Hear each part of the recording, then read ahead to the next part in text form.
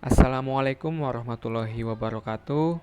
Langsung saja kami akan mempresentasikan apa itu sih rekam dialog. Eh, dari mulai Aziz Maulana dan saya sendiri, Sodik Abdul Ghaffar, dan yang satunya lagi adalah Emriko Gilang. Pertama kita ke pengertian dialog. Dialog mempunyai dua pengertian yang secara umum. Dialog adalah proses komunikasi antara dua atau lebih agen. Dalam dialog, makna harus dipertimbangkan agar memenuhi kaidah semantis dan pragmatis. Jadi yang dimaksud dari pengertian umum adalah dialog itu harus ada dari lebih dari dua objek. Dan dalam dialognya mengandung sebuah makna. Yang kedua, secara IMK atau interaksi manusia dan komputer. Dialog adalah pertukaran instruksi dan informasi yang mengambil tempat antara user dan sistem komputer. Jadi di sini manusia atau user sendiri melakukan perintah kepada komputer dan komputer akan merespon dan menjalankan sebuah instruksi yang sudah diberikan dari user. Yang selanjutnya adalah antarmuka berbasis grafis. Dengan antarmuka berbasis grafis, berbagai kemudahan dalam hal pengontrolan format, tampilan dapat dikerjakan dengan lebih mudah dan fleksibel. Tampilan dapat semakin dirasakan oleh perancang tampilan maupun dari si penggunanya. Contohnya seperti ini ya, kurang lebih. Apabila contoh dalam Microsoft Word, ketika kursor mendekati suatu icon, maka icon maka icon tersebut akan muncul sebuah pesan yang menunjukkan bahwa arti icon tersebut itu apa. Contohnya adalah kita kursor tunjukkan ke format painter, maka akan muncul pesan format painter seperti ini. Ya. Atau yang lain seperti new, open. Nah, lalu muncul arti dari icon tersebut.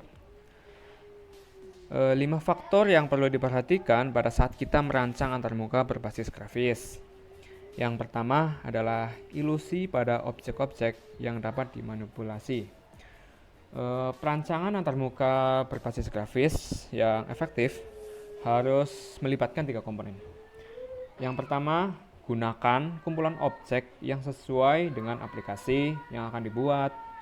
Jika objek itu belum ada, kita dapat mengembangkannya sendiri. Jadi bisa menggunakan imajinasi kita sendiri. Yang kedua adalah penampilan objek grafis harus dilakukan dengan keyakinan bahwa ia akan dengan mudah dimengerti oleh pengguna. Yang ketiga, gunakan mekanisme yang konsisten. Jadi untuk memanipulasi objek yang akan muncul di layar. Yang faktor kedua adalah urutan visual dan fokus pengguna. Maksudnya antarmuka dapat digunakan untuk menarik perhatian pengguna dengan membuat objek yang berkedip menggunakan contohnya warna tertentu atau objek tertentu dan animasi yang akan lebih menarik, intinya menarik perhatian penggunanya. Faktor ketiga adalah struktur internal. Pada pengolahan kata, kita seringkali menulis beberapa kata yang berbeda dengan kata lain. Misalnya adalah sekelompok kata yang ditebalkan, atau bold, dimiringkan, atau diberi garis bawah. Pada salah satu pengolah kata itu, kita dapat melihat apa yang disebut dengan reveal code.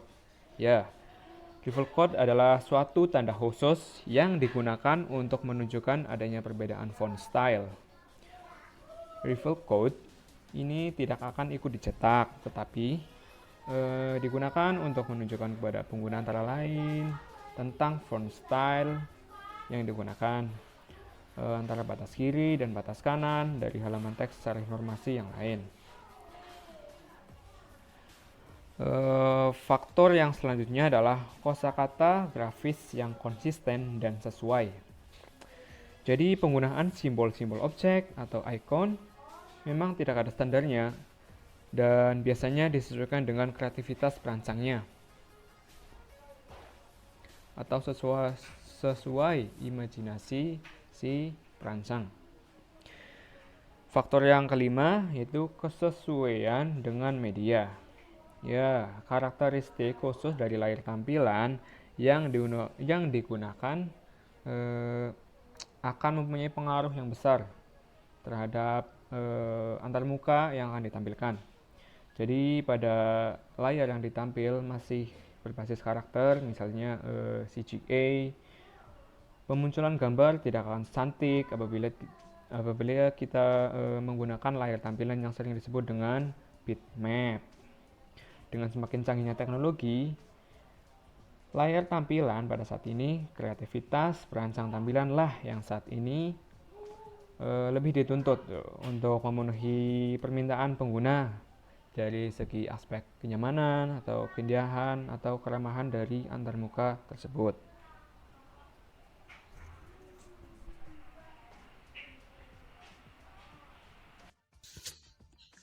Assalamualaikum warahmatullahi wabarakatuh. Perkenalkan, nama saya Muhammad Riko Gilang Pamungkas, NIM 42319016.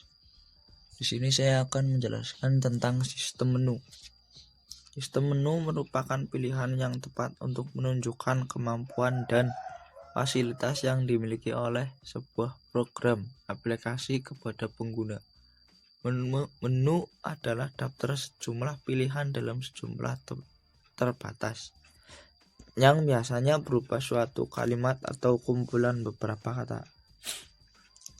Keuntungan: proses belajar singkat, mengurangi pengetikan, kesalahan mudah diatasi, struktur terdefinisi dengan baik, beban memori rendah, perencangannya mudah. Kekurangan: proses sedikit lambat, menghabiskan ruang layar, kurang cocok untuk aktivitas masukkan data, memerlukan kecepatan tampilan yang tinggi. Halnya sistem menu datar. Dalam sistem menu datar, kemampuan dan fasilitas yang dimiliki oleh suatu program aplikasi akan ditampilkan secara lengkap dan biasanya menggunakan kalimat-kalimat yang cukup panjang. Sistem informasi akademik Universitas Gunadarma. Registrasi mahasiswa baru A, B, registrasi mahasiswa lama, C, edit data mahasiswa, D, edit mata kuliah, E, cetak KS atau KRS, F, cetak presensi kuliah, G, selesai. Pilih salah satu. Sistem menu tarik pull down. Sebuah menu tarik pada dasarnya adalah sistem menu yang pilihan-pilihannya dikelompokkan menurut kategori tertentu atau menurut cara tertentu, sehingga mereka membentuk semacam hierarki pilihan. Selanjutnya, izinkan aksi pembatalan. User memerlukan bahwa ketika mereka sudah memilih opsi dan membuat aksi, aktivitas itu dapat dibatalkan atau kembali ke kondisi sebelumnya dengan mudah. Mengizinkan user untuk belajar tentang sistem dengan melakukan eksplorasi. Jika mereka melakukan kesalahan, mereka dapat membatalkan aksinya. Jika user akan menghapus sesuatu yang substansial, dalam kurung miss sebuah file, sistem harus meminta konfirmasi terhadap aksi tersebut.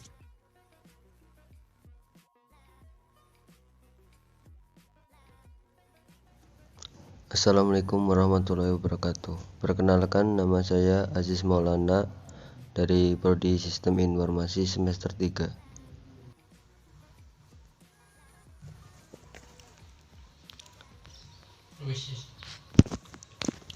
Sediakan fasilitas help.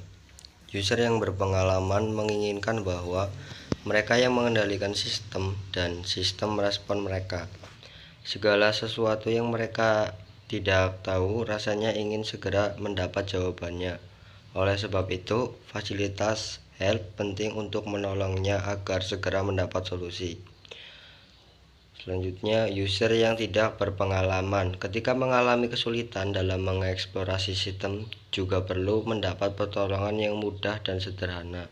Fasilitas help yang lengkap, kemudian mudah dioperasikan akan menolong mereka mengatasi kesulitannya.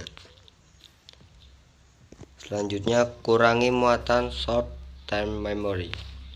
Orang mempunyai keterbatasan pada short time memorinya. Orang hanya mengingat sekitar 7 chunk informasi pada satu saat.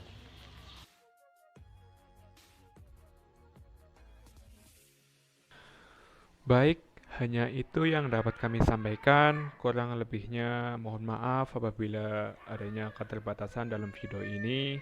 Semoga bermanfaat bagi kita semua. Cukup sekian, terima kasih. Wassalamualaikum warahmatullahi wabarakatuh.